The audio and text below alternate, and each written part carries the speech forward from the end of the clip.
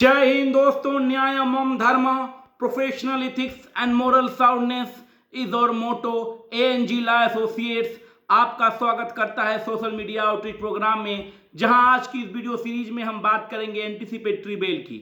गिरफ्तारी का डर हो और आप गिरफ्तार हो जाने वाले हों, ऐसी स्थिति में आपकी जो लीगल रेमेडी है वो anticipatory bail is one of the solution. Section 438 of CRPC provides the anticipatory bail.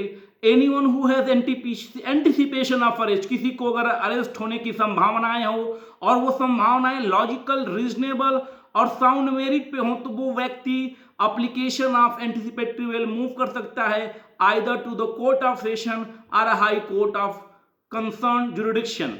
तो ये है एंटीसिपेटरी बेल का एस्पेक्ट। और अभी हालिया में supreme high court of Allahabad का एक जो जजमेंट आया, जिसमें हाई कोर्ट की बेंच ने ये निर्धारित किया और ये जजमेंट में डिलीवर किया कि स्पेशल सर्कमस्टांसेस में भी अगर ऐसी स्थितियां उत्पन्न हो तो आप डायरेक्टली हाई कोर्ट अप्रोच कर सकते हैं एंटीसिपेटरी बेल के लिए। यानी आपका वकील यानी हम एएनजी लॉ एसोसिएट्स अगर रीजनेबल ग्राउंड्स पे ये प्रूव कर सके कि the special circumstances, the special challenging situation and condition grants that कि my client will not get and cannot apply successfully to the court of session, he has some apprehension which is logical, which is reasonable, then we can move directly to the High Court of Allahabad under section 438 of CRPC to the application of anticipatory bail. दोस्तों, bail is rule, jail is an exception. Innocence till proven guilty beyond doubt is the basic assumption, one of the frowned and one of the most prominent principles of the criminal jurisprudence system in our country. तो ऐसी स्थिति में आप कहेंगे कि arrest का concept क्यों है? अरेस्ट भैया इसलिए है कि बहुत से लोग ऐसे हैं जो लॉ अबाइडिंग नहीं हैं, जो लॉ के इस पर्टिकुलर एस्पेक्ट का दुरुपयोग कर सकते हैं, इसलिए अरेस्ट का कॉन्सेप्ट है। और अरेस्ट का कॉन्सेप्ट का लिमिटेशन और स्कोप यही है कि कहीं आप प्रोसेस ऑफ लॉ को फ्ली करके कहीं बाहर न चले जाएं, लॉ ऑफ द लैंड से दूर नहीं चले जाएं, उस इन्वेस्टिगेशन के प्रोसेस में आप विटनेसेस को हैम्पर न करें, इन्वेस्टिगेशन के प्रोसेस को टेम्पर न करें आप, और किसी तरह से विक्टिम को दोबारा आप परेशान न करें। इन सारी चीजों को सुनिश्चित करने के लिए अरेस्ट की प्रक्रिया है दोस्तों। वरना अगर आप एक लॉ अबाइडिंग सिटीजन हैं और लॉ को प्रॉपरली फॉलो करते हैं और आप किसी भी तरह के गलत केस में फंसे हैं, एंटीसिपेशन ऑफ अरेस्ट है, तो मैं आपको इंश्योर कर सकता हूं चैप्टर 33 बेल एंड बॉन्ड का प्रोविजन 436 सेक्शन से 450 सेक्शन की बात है, जिसमें 436 437 रेगुलर बेल की बात करता है। और ये जो हमारा 438 का कॉन्सेप्ट जो आज हम डिस्कस कर रहे हैं एंटीसिपेटरी बेल, वो एंटीसिपेशन ऑफ अरेस्ट पे काम करता है। तो मैं आपको इंश्योर कर सकता हूं आपको बेल आराम से मिल जाएगा। फालूक चंद के केस में सुप्रीम कोर्ट ने कहा कि एक व्यक्ति जो बेल पर है वो constructive custody of the court में होता है, क्योंकि आपको बता दूं जहां इस हमारे भारतीय संविधान the constitution of India the supreme law of the land, each and every law of the land has to follow as per the provisions of the constitution of the country. तो ऐसी स्थिति में आर्टिकल 21 दोस्तों आप जानते हैं कि right to life and personal liberty की बात करता है, और ये राइट सुप्रीम फंडामेंटल राइट मैं इसलिए एम्फेसाइज करूंगा क्योंकि नेशनल इमरजेंसी या चाहे इंटरनल हो एक्सटर्नल हो, number of and others of the fundamental right can get suspended, but article 21 right to life and personal liberty कभी भी सस्पेंड नहीं होती दोस्तों, कभी भी उसका ऑपरेशन सस्पेंड नहीं होता। इसलिए इतना सुप्रीम इंपॉर्टेंस है राइट टू लाइफ और पर्सनल लिबर्टी का। और इसी एस्पेक्ट में मैं बात कहूंगा कि इसलिए जो ये बेल का प्रोविजन है, एंटीसिपेटरी बेल का जो प्रोविजन है, it is in consonance, it is in concurrence with the idea of article 21 of the fundamental right. तो ये एंटीसिपेटरी बेल की एस्पेक्ट है और इन सारी चीजों से हम आगे बढ़ेंगे। तो एंटीसिपेटरी बेल में बहुत सारे एस्पेक्ट हैं जिन पर हम आज बात करेंगे। इसमें one of the major judgment है Gurbaksh Singh Sibbia versus state of Punjab में सुप्रीम कोर्ट ने प्रिंसिपल्स और गाइडलाइंस दिया कि क्या क्या हमें एंटीसिपेटरी बेल को ग्रांट करते वक्त ध्यान में रखना होता है, और सुप्रीम कोर्ट ने इसमें स्पेसिफाइड किया। और एक केस आता है रघुवीर वर्सेस स्टेट ऑफ बिहार में, जिसमें वो सारे कंडीशंस की बात की गई, जिसमें अगर आप उनको फुलफिल नहीं करते हैं तो आपका एंटीसिपेटरी बेल कैंसिल हो जाएगा।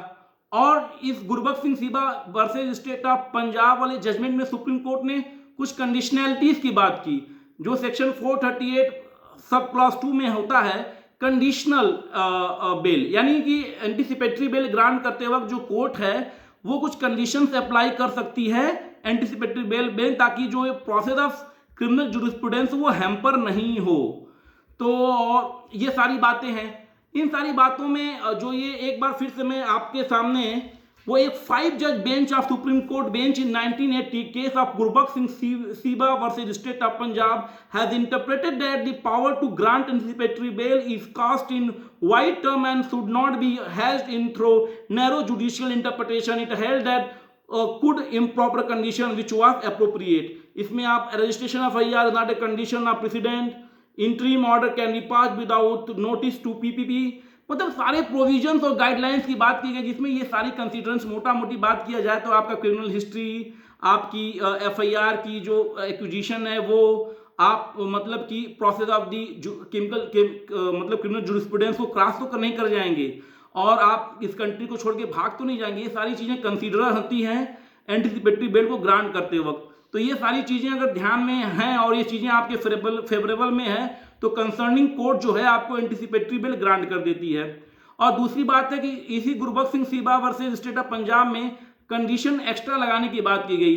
ये लगाया गया कि अगर मान लीजिए एंटिसिपेटरी बेल ग्रांट कर रहे हैं, क्योंकि भाई आर्टिकल 21 गाइडिंग प्रिंसिपल है और जो प्रोसिक्यूशन है नंबर ऑफ क्वेश्चंस रेजेस करता है, तो जो कोर्ट है इस पर्टिकुलर प्रोसेस को बैलेंस करने के लिए जैसे कि आपको ऑर्डर कर सकती है एंटिसिपेटरी बेल के साथ साथ कि आप भाई फलाने तारीख को पुलिस जब बुलाए तो आप वहां पहुंच जाइए, इन्वेस्टिगेशन प्रोसेस को आप हैम्पर नहीं करेंगे, आप साथ ही साथ कंट्री छोड़ के बाहर नहीं जाएंगे, अपने पासपोर्ट को आप जमा कर देंगे, आदि अनादि तरह के जो प्रोटेक्टिव मेजर्स हैं वो कंडीशंस के रूप में कोर्ट आपके ऊपर एंटिसिपेटरी बेल के दौरान थोप सकती है।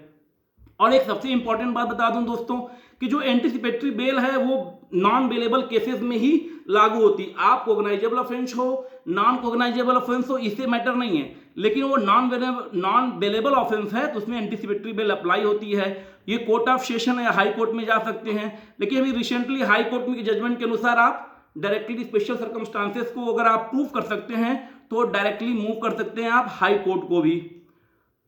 और माइनर के केसेस में ये हमेशा बात उठती है कि क्या माइनर के केस में हम एंटिसिपेटरी बेल के थ्रू जा सकते हैं। एक माइनर, तो माइनर के केस में मैं बता दूं कि juvenile justice act 2015 guiding principal है, कॉम्प्रिहेंसिव और इंक्लूसिव प्रिंसिपल है।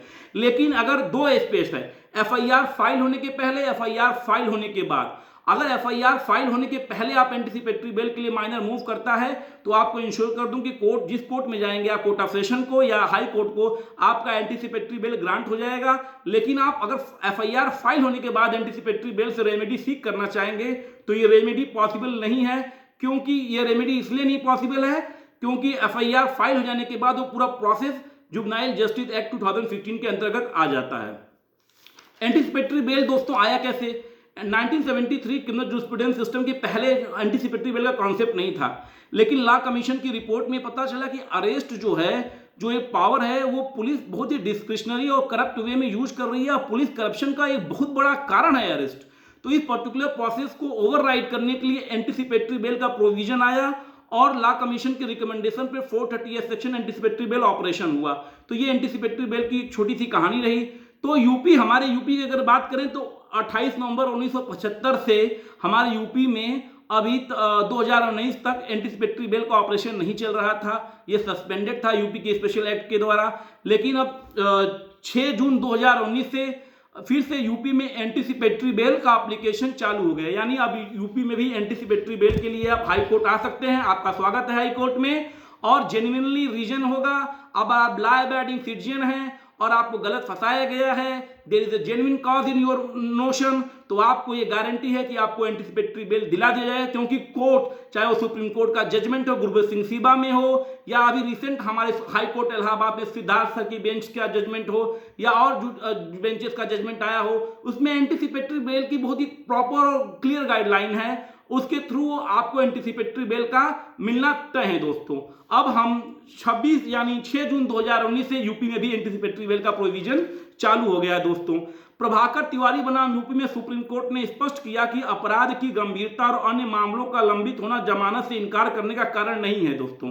और ये जो एक प्री कंसेप्ट नोशन है बहुत सारे वेंचर्स में कि 302 देख के सेक्शन 302 लगा है यार, उनके पास एक क्रिमिनल हिस्ट्री है, तो जो बेल नहीं मिलता है, बेल रिजेक्ट हो जाता है, उसके लिए एक संजीवनी बूटी जैसा जजमेंट आया है प्रभाकर तिवारी बनाम यूपी वाले केस में। आप अगर कन्विंस कर सकते हैं और लॉजिकली अपनी बातों को रख सकते हैं, लॉफुल अवॉइडिंग सिटीजन है, तो कंसिडरेबल ग्राउंड बनते हैं आपके बेल में, क्योंकि bail is rule, jail is an exception, but due to number of preoccupation and pre assumptions and number of fall out in the criminal jurisprudence system, अब arrest rule हो गया है, jail exception हो गया, bell exception हो गया है। तो यही चीजों को थोड़ा करेक्ट करने की जरूरत है, और जरूरत यह है कि क्रिमिनल जुरिस्प्रूडेंस सिस्टम में भी एक रिफॉर्म आए, इन्वेस्टिगेशन की टीम और लॉ एंड ऑर्डर को मेंटेन करने की टीम के बीच में प्रॉपर डिस्टिंक्शन होगा, तो ये प्रोसेस और ही आसान और बेहतर हो जाएगा। और अभी एक रिसेंट जजमेंट था जिसको मैं रखना चाहूंगा आपके बीच में,